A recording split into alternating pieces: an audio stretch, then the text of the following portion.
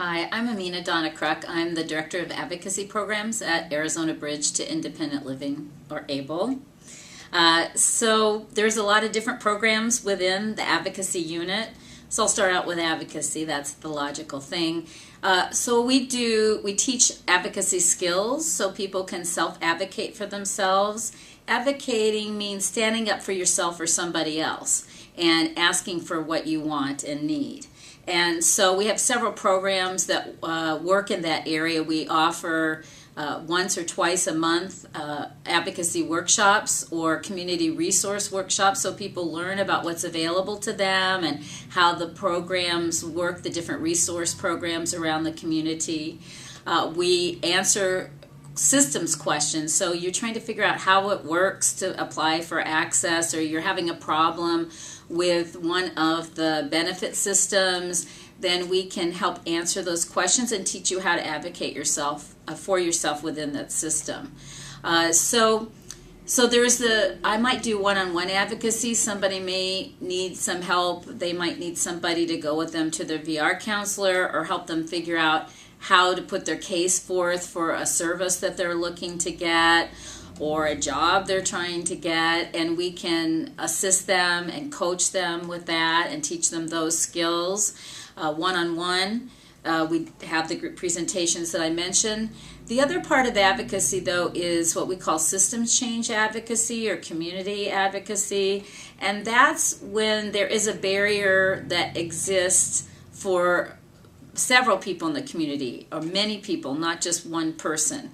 One good example of that is the lack of enough public transportation.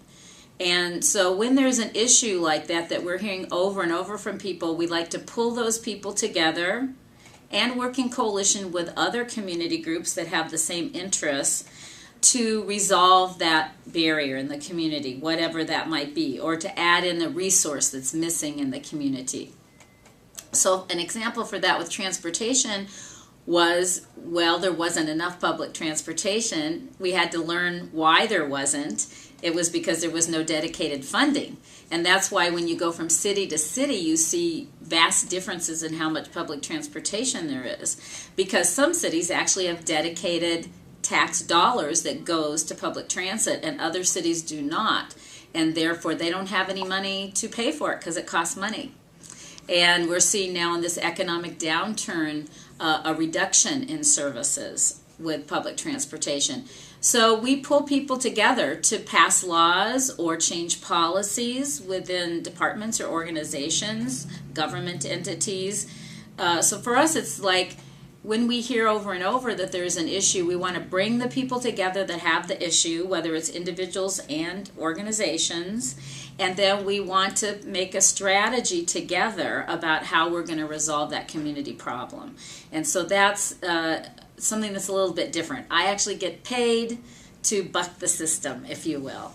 Part of our establishment independent living grant requires that advocacy is a core service that an independent living center like ABLE provides to the community. So we do one-on-one, we teach self-advocacy skills, we offer workshops and sometimes conferences, for instance, related to the Americans with Disabilities Act. We teach people their rights, we help them problem solve, we coach them on those skills, and then we gather the community together or join other community groups that have already gathered about an issue that affects all of us, and to make changes to resolve the barriers and increase the resources that are needed in the community. So that's the advocacy part of the advocacy unit.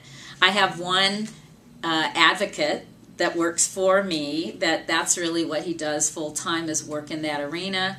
We go down and lobby at the Capitol on disability issues. We gather consumers or people with disabilities to come down with us to testify, teach them how the laws work, how to function as a political advocate as well as a personal advocate for themselves, like with their doctor or something like that. Part of the advocacy program that's in my unit is also the newsletter. We have a monthly newsletter, The Bridge. And so that's a resource that goes out monthly, both by email and by mail. And it has current events, local events that are happening. There's a calendar of events. There are articles on different kinds of advocacy issues and descriptions of different things going on in programs at ABLE and in the community.